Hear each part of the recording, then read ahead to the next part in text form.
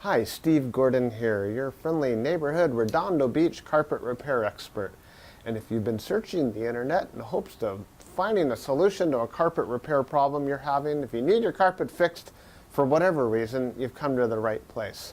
I made this recording to answer all of your most frequently asked questions all about carpet repair. Now, if you have additional questions after watching my video, feel free to call here at the office. I'd just be happy as can be to answer any questions that you have, and then, let's face it, I'd be honored to come out and fix your carpet at that point. So, that all being said, give me a call. I could start helping you when you do. I look forward to hearing from you. Until I do, enjoy. Here's my video. Hi, Steve Gordon here, your friendly neighborhood carpet repair guy. And I promise you one thing, and that is I'm absolutely not an actor. So if you're looking for an actor to talk about carpet repair, you've come to the wrong place. But if you want to know about carpet repair, whether it be carpet stretching, patching, Berber carpet repair, commercial carpet repair, transitions between your carpet and a floor, maybe your stairs need repaired, a seam could need repaired, or a few other things, well, in that case, you have come to the right place, because I'm going to talk to you about that, and I'm going to try to answer as many of your most frequently asked questions as possible. And before I get to that, I am going to talk to you a little bit about our guarantee, how to get an estimate, the bid, and a couple other details.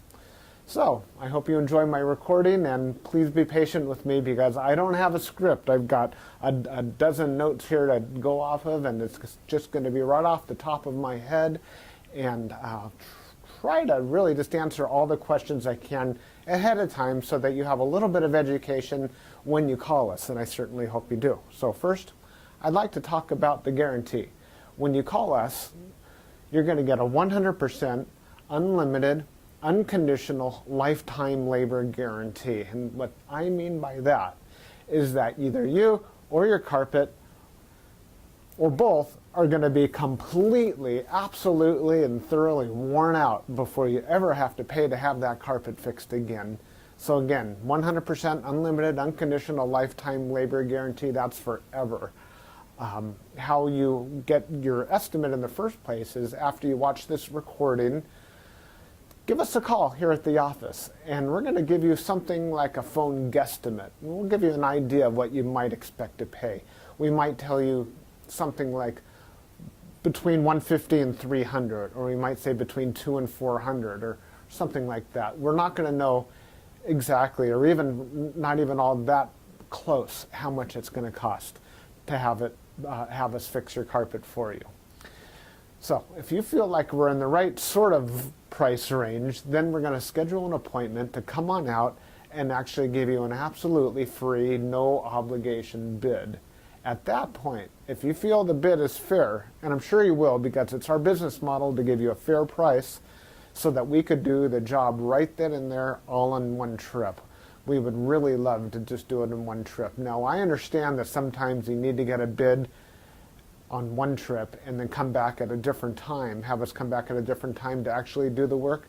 But by and large, it's normally best to just get it all done all in one trip, and that's how we'll give you the best price as well. After all, driving out to your place once is going to be less expensive for both of us than it would be to drive out to your place 2 or more times.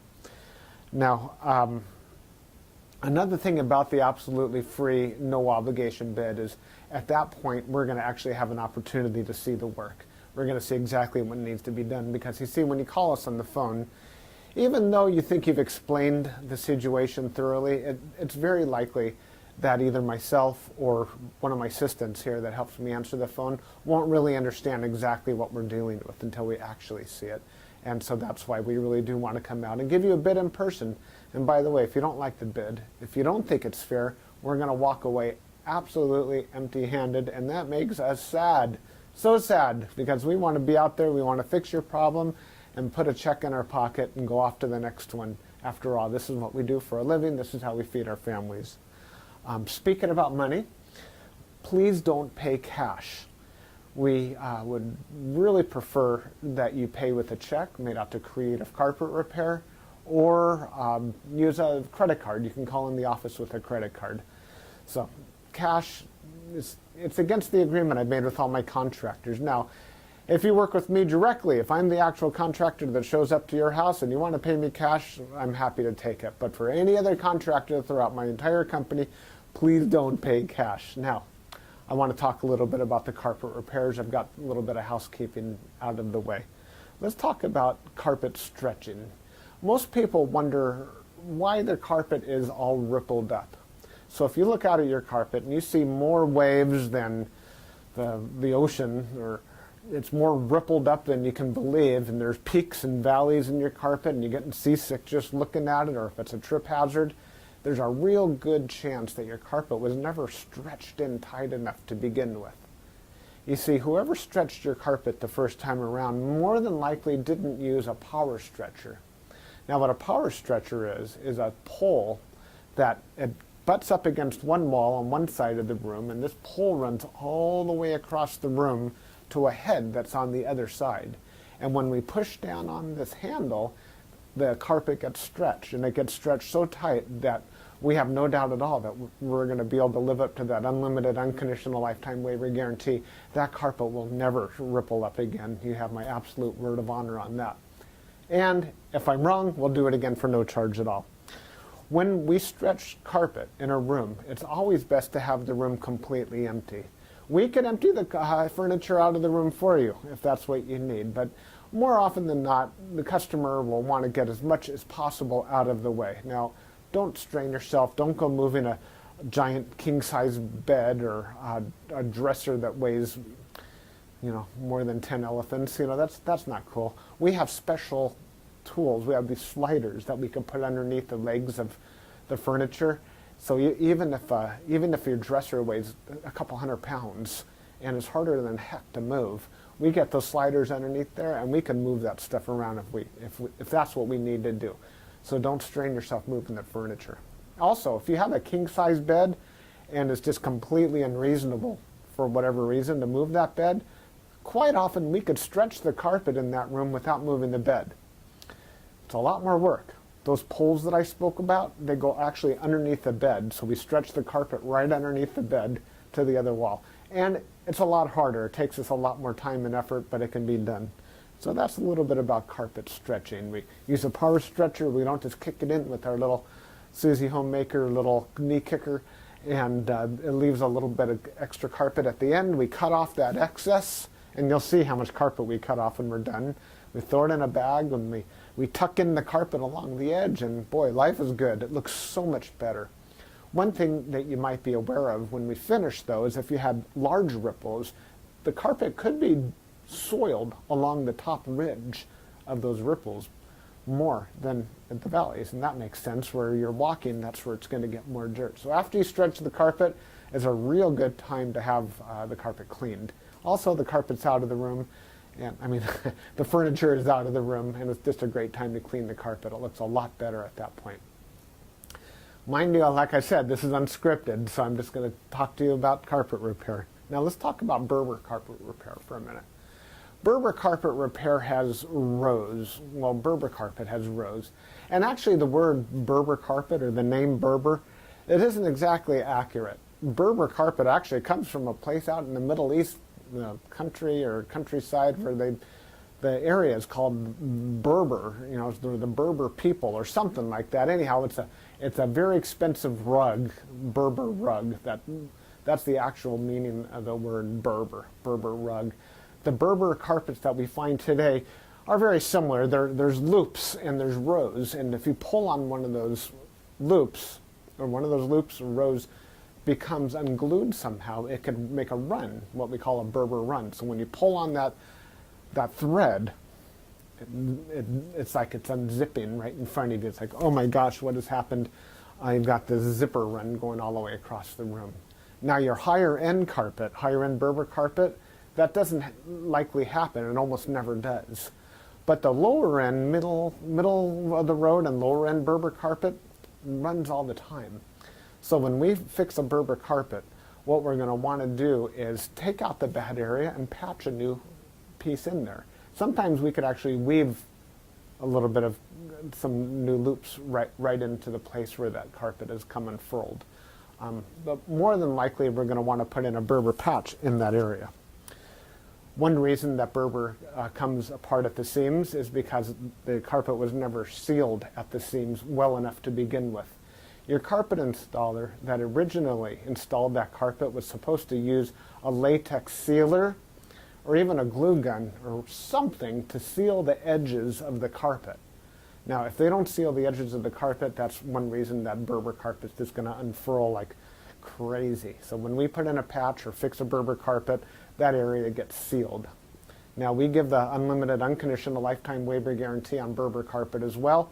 But mind you, just because, let's say you have a 12-foot seam and we fix 3 feet of it, that's the part that we guarantee. The rest of the seam we're not going to touch. And you may have a problem with that in the future. And that's certainly not our business to cover something we've never actually worked on before. Now, after Berber carpet patching, I'll just talk about carpet patching in general. And this includes the Berber. When you call us to have your carpet patched, the first thing that we're going to ask you is if you have any extra carpet to do the patch with. If the answer is yes, well, we're golden. We're ready to do the job. If you say no, you don't have any extra carpet to do the patch with, we'll ask, well, can we take the carpet from a closet or maybe even from underneath a piece of furniture? Because what we can do is we can take a piece of carpet from a closet and patch it right into your damaged area. And it usually works out really well. Most people would rather have a piece of carpet missing out of their closet than have a terrible, nasty area in the middle of their room where they'll see it all the time. After all, inside the closet, you usually have that covered up with shoes and old photographs and baseball bats and everything you've ever collected in your life. More about carpet patching is if you don't have the carpet to do the patch, there's really nothing I can do to help you. So you're going to need to find that carpet to do the patch with before you bother having us come out there, because if we don't have the carpet to do the patch, we're stuck. Our hands are really tied. There's nothing we can do. Now, you're probably wondering how the patch is going to look when we're finished. It's real hard to say, especially in a recording like this. So just between you and me and a million of our closest friends here watching this recording through time, that patch is likely to be visible. You see, if you take a piece of carpet that's never been walked on, it's never been soiled, it's never seen the light from the window coming in so it hasn't faded out, and you take that brand new looking type of carpet or piece of carpet and patch it in to an area that has been worn, it has been soiled, it has been faded out by the sunlight, well, certainly you're going to see the difference between the new carpet and the older carpet because it's patched right in the middle there. Certainly it's going to look a lot better than the situation you probably have right now, but patches are visible. Another reason a patch might be visible would be because, well, thick carpet, thick nap or plush carpet hides the seams quite well. A short nap carpet, like a Berber carpet, for example, or any of the commercial type carpets, they're very short nap. They show the seams far more. Another thing is that the rows have something to do with it. When we cut a carpet in the same direction as the row of the carpet, well, those seams are by and large less visible than the seams that we cut that cross the rows. When we cross the row, well, it's unavoidable to do that if that's what we have to do to make a patch. And those seams stand out a little bit more than the ones that go along with the rows. So carpet patching, that's what we specialize in. We could absolutely do that for you. Have the carpet available for us, and we also back up our patches forever, just like everything else, just forever and ever and ever. That patch will never come up. After patching, well, we could talk a little bit about pet damage also when we talk about patching. If you have an animal, a dog or a cat, or I've even seen it's been a bunny or a few other animals that have actually gotten locked behind a closed door. What'll happen is they'll get that separation anxiety and they'll try to dig their way out and they'll just rip the heck out of the carpet. That's one of the main reasons we'll do carpet patching. If that's the case, well, certainly it's just like any other patch. You supply the carpet, we'll put it in. However, if that animal didn't tear up the carpet, if they actually urinated on the carpet, there's a whole other thing we can do about that, and I'm going to need your help for that. what we'll do is we're going to ask you to go to the pet store or go online and buy twice as much of a product as you think you're going to need, maybe 4 times as much, to actually kill the odor. Now, the product I'm talking about is actually an enzyme, and what we'll do is we'll pull back the carpet, we'll remove the padding, clean the floor, and you'll pour this enzyme onto the floors underneath it all. And that enzyme will eat up all the proteins that contribute to the smell of the urine in your carpet. Then we'll put in new padding, and you'll pour that enzyme cleaner all over the backing of the carpet as well at that time. I'll reinstall the carpet, and then one more time we'll use that cleaner and we'll just soak that area of the carpet with that enzyme one more time. And that's likely to kill the scent altogether. That smell should be completely gone. If not, it's probably because your animal found another place that you don't even know about, and I'm sorry about that. There's nothing we could do about your animal.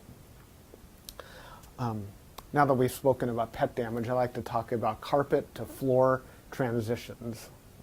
A lot of people call us because they put in a new floor. Maybe it's a tile or a wood floor, and their carpet now needs to be finished along that edge. More often than not, we don't need to put in any kind of metal there. There's a lot of different types of situations where you do want a metal. If you have an apartment building and you want the carpet to last a long time between the carpet and, say, for example, a linoleum floor, we can put some metal there. There are flat metals. They're the type of metals that they're called, I've called them beat-down metals before. I'm not sure exactly what they're called. Beat-down metals, they're golden, they're silver, and the carpet goes right in there and it gets hammered down. Gives a nice clean edge, and it protects the edge of the carpet for a very long time. But if you're like most homeowners, that's not why you're calling us for a transition. You're calling for the transition because you just put in a nice marble or travertine floor, or maybe a wood floor. And so what we'll do with that is we're going to pull back the carpet and put in a new tack strip right up alongside that floor. Now that floor is going to be holding the place as if it were a wall. So here's your floor, here's your tack strip right in front of it. We're going to pull the carpet over that tack strip and tuck it in right there. So all you're going to see is a nice smooth transition between the carpet and the floor. Now, many times when you put in a new floor, it's important to put in some work into the subfloor underneath, and that might include using hardy backer or some other type of material that raises the floor up even higher than it would have been. So let's just say, for example, you've got a 1/2 inch new tile and another 1/4 inch of underneath there of a hardy backer, or it could even be more. It could be 3/4 of an inch altogether, or even more, that is higher than the carpet. That's extreme. It's usually not that high, but let's just say it is. If we just bring the carpet up and end it right there, well, you're going to stub your toe against that thing. You're going to be cursing to holy high heaven every time you do that. It's just not fun at all. Trust me, it's not. You'll understand if you ever do that. What we're going to want to do in that case is one of 2 different solutions. We're going to do 1 of 2 solutions. One is we can pull back the carpet quite far and use a product like a Fix-All, which is a very fine cement type product. And we're going to feather in a nice ramped area, so we raise the level of the floor slowly up to meet it. What's great about that is the floor and the carpet will be at the same level, then you won't stub your toe. What's not so great about that is when you're walking up that little ramped area, well, you feel like you're walking uphill. There's really no way around that I know of outside of pulling out all your carpet and floating a whole new layer of concrete, self-leveling concrete on the entire concrete floor and underneath. That's a lot of work. It's possible that would be the perfect way to do it if I were working on a $10 million home in Beverly Hills, that's probably what I would be doing. I would be raising the entire floor to be level with, so the carpet could be level with the floor. But here in the real world, what we'll normally do is rise it up with some Fix-All, or we could do it even easier. We could use shingles, cedar shingles. Cedar shingles are about that long, and that makes a nice little ramp up, and it normally works just beautifully. It's quick, it's easy, we can get it all done in one trip. So we're going to raise the level of the carpet right up to the level of the floor, and you're just going to be happy as can be about that. Some transitions are round, curved. Other transitions could be squared. There's 100 types of transitions out there. And if you look on the internet under carpet to floor transitions, you're going to see a lot of examples. Perhaps even on my website, you can see some other examples. And so when you call us, you can explain what you're dealing with, and that would help us with the program here.